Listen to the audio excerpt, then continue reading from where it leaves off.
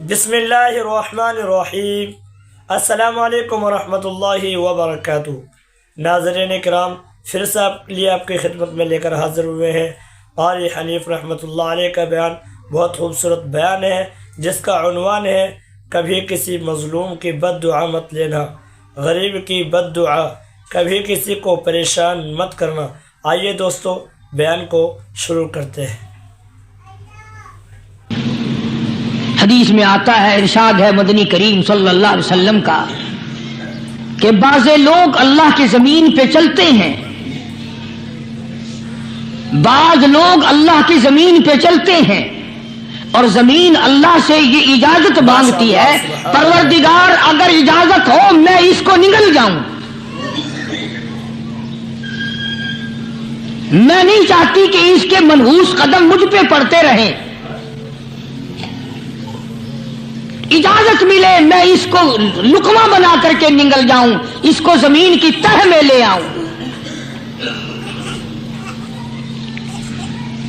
اور ایک اور ارشاد ہے حضور کریم صلی اللہ علیہ وسلم کا، یوں فرمایا کہ جب قوم کے اندر تین چیزیں ہو جائیں، جب کسی قوم میں تین عادتیں، تین خصلتیں، تین برائیاں پیدا ہو جائیں تو سرکار مدینہ صلی اللہ علیہ وسلم نے فرمایا وہ قوم پھر زمین کے اوپر بسنے کے لائق نہیں رہتی، اس قوم کو زمین کے اندر غرق ہو جانا چاہیے۔ وہ کون سی باتیں ہیں؟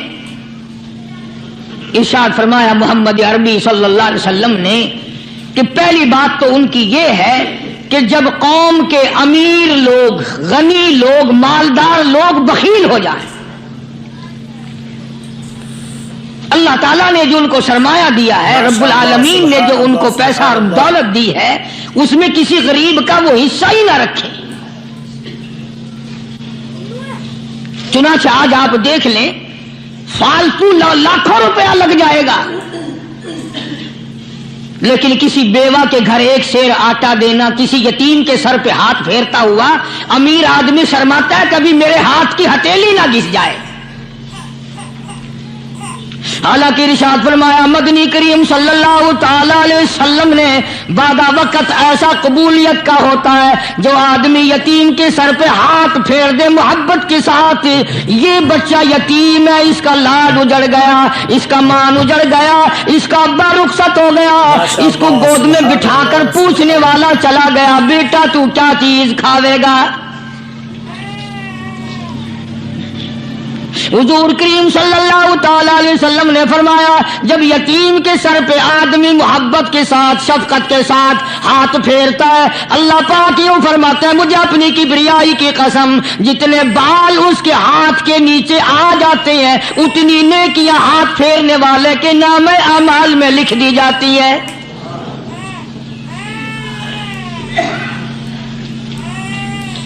مگر ہمارے یہاں دستور نہیں، غریب کو مارو اور نیچا کرو اسے۔ جناب مدنی کریم صلی اللہ تعالی علیہ وسلم تشریف لے جا رہے ہیں، راستے میں کچھ بچوں کو کھیلتے ہوئے آپ نے دیکھ لیا، بڑے خوشی سے چھلانگے لگا رہے ہیں، بچے کھیل رہے ہیں، ایک بچہ دیوار کے ساتھ بالکل مونچھا غمزدہ پریشان کھڑا ہے۔ حضور کریم صلی اللہ تعالی علیہ وسلم کی نگاہ مبارک اس بچے پہ پڑ گئی، آپ نے قریب تشریف لا کر اس سے پوچھا او بچے، سارے بچے کھیل رہے ہیں تو کیوں نہیں کھیلتا؟ کہنے لگا میرا کھلانے والا دنیا سے چلا گیا، کیسے کھیلوں؟ ابا نہیں، اماں نہیں، ہر وقت پریشان رہتا ہوں، لوگوں کے دروازوں پہ چوکھٹوں پہ دھکے کھاتا ہوں۔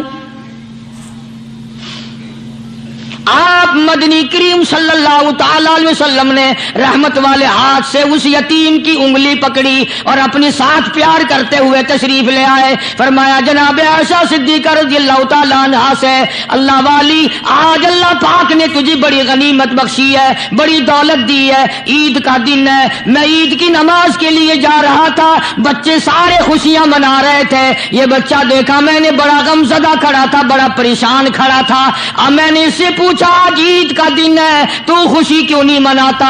بچہ نے جواب دیا میری خوشی منانے والے دونوں ہی چلے گئے۔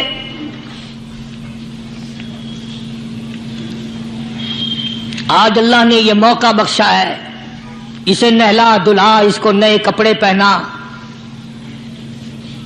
معصوم بچے کے سر پہ ہاتھ پھیرتے ہوئے فرمایا بیٹا گھبرانا، یہ عائشہ صدیقہ تیری اماں ہے، میں محمد الرسول اللہ آج سے تیرا ابا بن گیا ہوں۔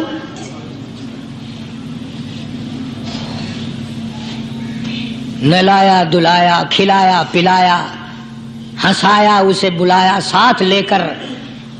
جب حضور کریم صلی اللہ تعالی علیہ وسلم ان بچوں کے پاس سے پھر گزرے جو پہلے کھیل رہے تھے،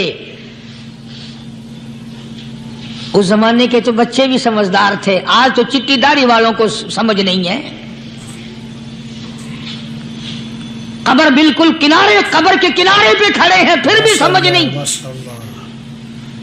کسی کو حسد نے مارا، کسی کو تکبر نے مارا، کسی کو دولت کی بیماری نے مارا، اسی کو مجذوب کہتا ہے، نفس اور شیطان خنجر در بغل۔ کوئی آدمی اپنے بارے میں اطمینان نہ کرے کہ میرا معاملہ ٹھیک ہو گیا، نہ جانے آخری وقت میں کیا بن جائے گی۔ ایک اللہ والے کا انتقال ہونے لگا، آخری وقت ہے، خاندان اس اللہ والے کا چاروں طرف بیٹھا ہوا ہے، مریدین بیٹھے ہوئے ہیں، اللہ والے کے چاروں طرف حلقہ بیٹھا ہوا، آخری وقت ہے۔ عربی زبان میں جس کا ترجمہ یہ ہے، اس کی زبان سے ایک بات نکلتی ہے، ابھی نہیں ابھی نہیں ابھی نہیں ابھی نہیں ابھی نہیں۔ مرنے کے بعد کسی نے خواب میں دیکھا تو پوچھا حضرت جی دنیا درود شریف پڑھتی ہے، مرتے وقت کلمہ پڑھتے ہیں، اللہ اللہ کرتے ہیں، یہ آپ ابھی نہیں کیا فرما رہے تھے؟ تو یوں فرمایا تمہیں کیا معلوم ہے، شیطان میرے سامنے کھڑا تھا اور کہتا تھا میں نے دنیا کو پھنسایا، دنیا کو ورغلایا، دنیا کو بہکایا، تو میرے پھندے سے پھنس گیا، تیرے علم نے تیری نیکی نے بچا لیا۔ تو میں کہتا تھا ظالم ابھی تو سانس آ رہی ہے، نہ جانے کیا بنے گی، ابھی نہیں ابھی نہیں ابھی نہیں۔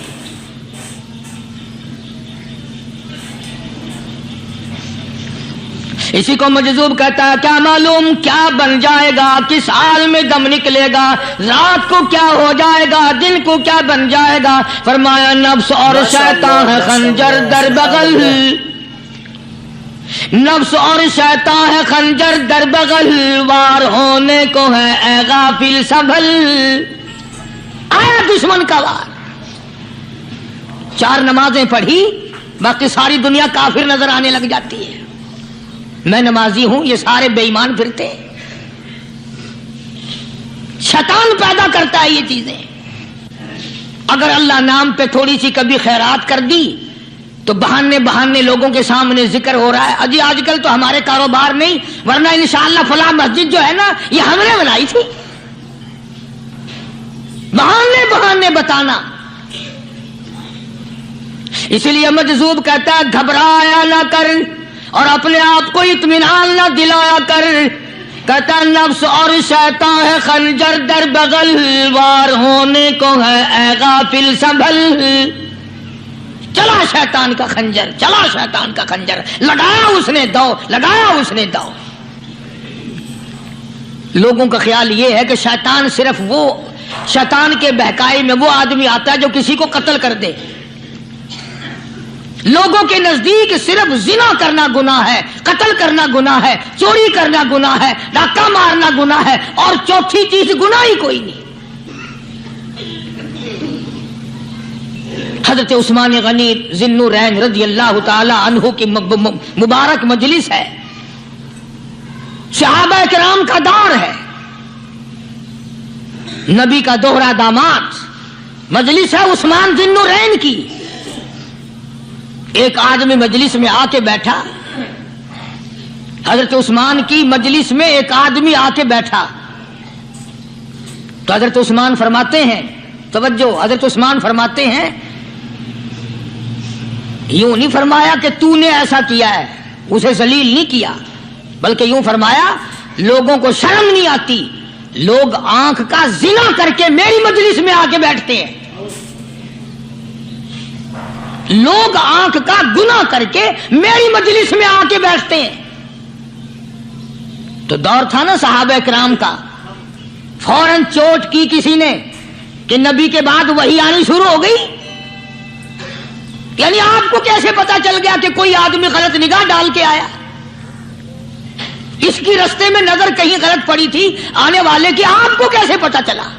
ماشاء اللہ، سبحان اللہ۔ یعنی بات کرنے والے کو بھی دیکھو اور پھر چوٹ کرنے والے کو بھی دیکھو۔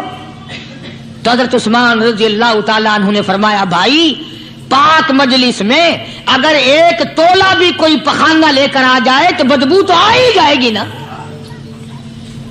صحابہ کی پاک مجلس میں اگر کوئی آنکھ کا زنا بھی کر کے آیا، فرمایا مجلس کے اندر بدبو پھیل گئی۔ تو اللہ والوں کی مجلس ہے اور اللہ والوں کی رفاقت ایک بہت بڑی چیز تھی، کبھی لوگ حاصل کیا کرتے تھے۔ اب تو ہر آدمی پیر ہے، ہر آدمی لیڈر ہے، ہر آدمی چودھری ہے، ہر آدمی بڑا بنا ہوا ہے، چھوٹا ہم میں کوئی ہے ہی نہیں۔ اور ان ولیوں کی بھی الگ الگ بیچاروں کی رمزیں ہوتی ہیں۔ علماء کرام نے لکھا ہے، حضرت خواجہ باقی باللہ رحمت اللہ علیہ دلی میں مزار ہے، بہت بڑے بزرگ گزرے ہیں۔ دیکھو میں ذکر خیر کر رہا ہوں نا، کئی لوگ تمہیں نکلتے ہوئے ٹانگے والے، گھوڑے والے، رکشے والے کہتے ہیں قاری علی ولیوں کو نہیں مانتا۔ میں یہ ذکر خیر ولیوں ہی کا تو کر رہا ہوں۔ بات صرف اتنی ہے، تمہیں اچھی لگے یہ بری لگے، میں ننگوں کو نہیں مانتا۔ میرے نزدیک ولی وہ ہے جس کی رگ رس سے، نس نس سے، خون کے قطرے قطرے سے، ہر ادا سے، ہر سنت سے، ہر طریقے سے محمد عربی صلی اللہ علیہ وسلم کی سنت زندہ ہوتا ہو۔ میں اس کو ولی نہیں مانتا جو کپڑوں سے ننگا پھرتا ہو۔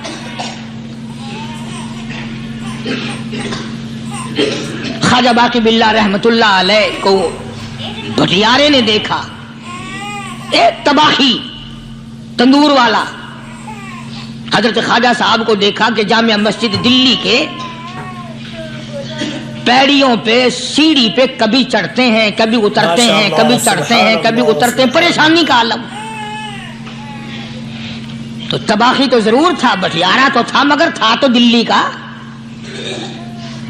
وہ سمجھ گیا کہ حضرت کو کوئی پریشانی ہے، پہنچا اور جا کے کہنے لگا، حضرت کیا بات ہے، آج رات کافی گزر گئی ہے، آرام فرماؤ، کبھی چڑھتے ہو کبھی اترتے ہو، پریشانی کیا پریشانی ہے؟ فرمایا 4 مہمان ہیں، کھانا کھلانا ہے، میرے پلے کچھ نہیں۔ اندازہ لگاؤ، ابھی ابھی ولی یہ کہہ رہا کہ میرے پلے دھیلا دمڑی کچھ نہیں، 4 مہمان ہیں، شرمندہ ہوں ان کو کھانا کھلانے کے لیے۔ تو وہ کہنے لگا، حضرت یہ کون سی فکر کی بات ہے، میں بھی لاتا ہوں۔ وہ کھانا لایا اور حضرت کے مہمانوں کو کھانا کھلایا، کھانا کھا لیا، فارغ ہو گئے۔ دیکھو ولی کی بات، ابھی تو کہتا تھا کہ روٹی نہیں ہے، اور ابھی ابھی وہی ولی کہتا ہے بٹیارے کا ہاتھ پکڑ کے، مانگ کیا مانگتا ہے، مانگ کیا مانگتا ہے۔ اب تیرے جیسا اگر وہاں ہوتا تو کہتا کہ جی کوئی گورنری سرونری دلاؤ، اسمبلی کی ممبری دلاؤ، کوئی تھوڑے علاقے کا ڈھیر سیاح ہو گیا تو آخیا کہ جی میں کو بئی پر نہ دو، پہلی پرانی تھی گئی ہے، ہوں میں کو کوئی نوی لاوی چا پر نہ ہو۔ ماشاءاللہ ماشاءاللہ، سبحان یہ شے منگنی ہے، اور کیا منگیا؟ خواجہ باقی باللہ رحمت اللہ علیہ بٹیارے کا ہاتھ پکڑے کھڑے ہیں، فرمانے لگے مانگ کیا مانگتا ہے؟ وہ تباہی بھی دلی کا تھا نا، کہنے لگا حضرت بس اللہ کا دیا سب کچھ ہے، بس آپ رہنے دیں۔ فرمایا نہیں نہیں، مانگ کیا مانگتا ہے؟ اس نے کہا حضرت پھر اگر دینے پہ ہی آئے ہو نا، اور اگر اتنا ہی دریائے کرم جوش میں ہے اور آپ دینے کا جذبہ لیے ہوئے ہیں، پھر مجھے اپنے جیسا بنا دو، اپنے جیسا بنا دو۔ کیا مانگا ہے؟ مجھے اپنے جیسا بنا دو۔ فرمایا نہیں برداشت کر سکے گا، کہنے لگا پھر پوچھتے کیوں ہو کیا مانگتا ہے؟ جب دینا ہی کچھ نہیں تو پوچھتے کیوں ہو؟ اگر دینے پہ آئے ہو اپنے جیسا بنا دو۔ یوں لکھا ہے کہ خواجہ باقی باللہ نے اس بٹیارے کو اپنے سینے سے لگا کر کے تھوڑا سا دبایا تھا، پٹاخ کر کے روح نکل گئی بٹیارے کی۔ بلا جو تجلیات خدا بندی بتدریج آہستہ آہستہ سینے میں آئے تھے، ان کا کرنٹ وہ یکدم برداشت کیسے کرتا؟ میرا عرض کرنے کا مقصد یہی ہے کہ ہم لوگ اپنے آپ کو کب سنبھالیں گے، اور وہ کون سا وقت آئے گا کہ ہم اس بات کے قائل ہوں گے اور تسلیم کریں گے کہ جو کرتا ہے خدا کرتا ہے، بندہ کچھ نہیں کر سکتا۔ تو میں نے اس لیے عرض کیا، مجذوب کہتا ہے نفس اور شیطان ہے خنجر در بغل، نفس اور شیطان ہے خنجر در بغل، وار ہونے کو ہے اے غافل سنبھل۔ کبھی 4 دن بیٹھ کے اللہ اللہ کر لی، تسبیح پھیر لی، تو دوسروں کو یہ تو دنیا کے دھندے میں پھنسے ہوئے ہیں، میں بہت بڑا ولی ہوں، میں بہت بڑا ابدال ہوں، مجھ سے بڑا تو کوئی نیک ہے ہی نہیں۔ یہ بہت بڑی مار ہے شیطان کی۔ اسی کو کہتا کہ نفس اور شیطان ہے خنجر در بغل، وار ہونے کو ہے اے غافل سنبھل، آ نہ جائے دین و ایمان میں خلل، آ نہ جائے دین و ایمان میں خلل، باز آ اے بدعمل۔ کچھ تو سوچ، کس کی تو پیداوار ہے، کس نے تجھے بنایا، کس نے تجھے یہ آنکھیں دی، کس نے یہ لب دیے، کس نے یہ دل دیا، کس نے یہ دماغ دیا، کس نے یہ شعور بخشا، کس نے یہ ساری چیزیں عطا فرمائی؟ اللہ پاک کی ذات فرماتی ہے او لوگو، مجھے بھی بڑا دکھ لگتا ہے، مجھے بھی بڑا صدمہ ہوتا ہے، میرا قہر جوش میں آ جاتا ہے جب پیاری شکل بناؤں میں، پیاری صورت بنائی میں نے، پیارا ماتھا سونی شکل بنائی میں نے، جب میری چوکھٹ کے سوا دوسروں کے دروازے پہ جا کے تو ماتھا رکھتا ہے، فرمایا میرا قہر جوش میں آتا ہے تجھے برباد کر دوں۔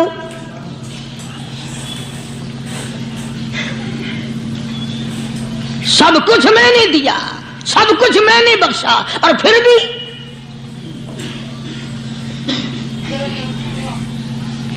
شاہ عبد القدوس گنگوہی رحمت اللہ علیہ بہت بڑے بزرگوں میں سے گزرے ہیں، بہت بڑے اللہ والے تھے۔ ایک راستے سے گزر رہے ہیں، مریدین ساتھ ہیں،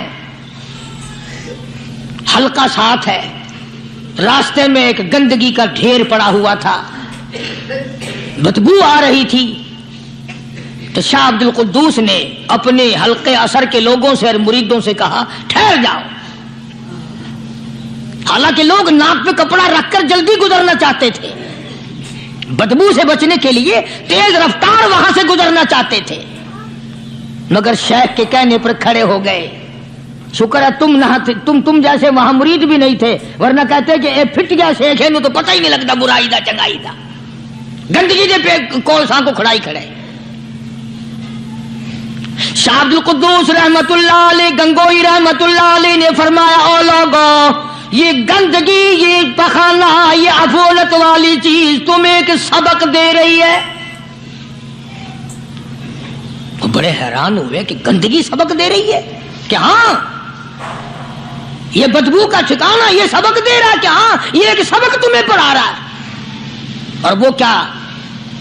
شیخ فرمانے لگے یہ گندگی تم سے کہتی ہے او لوگوں، کل سے پہلے میں مٹھائی کی صورت میں حلوائی کی تھال میں رکھا ہوا تھا، جو دیکھتا تھا اس کے منہ میں پانی آ جاتا تھا، حلوے کی صورت میں تھا، جلیبی کی صورت میں تھا، امرتی کی صورت میں تھا، اور اے گندگی کا ڈھیر لوگوں تم سے یہ کہتا ہے کل میں فروٹ والے کی ٹوکری میں رکھا ہوا تھا، اناج کی شکل میں تھا، غلے کی شکل میں تھا، پھل کی شکل میں تھا، فروٹ کی شکل میں تھا، مٹھائی کی صورت میں تھا، جو مجھے دیکھتا تھا اس کو میں پیارا لگتا تھا، میری چاہت معلوم ہوتی تھی، میری ضرورت معلوم ہوتی تھی، جو دیکھتا تھا منہ میں پانی آ جاتا تھا۔ او انسان، ایک رات تیرے پیٹ میں جانے کا اتفاق ہوا، او انسان آ دیکھ لے میرا کیا حال بن گیا۔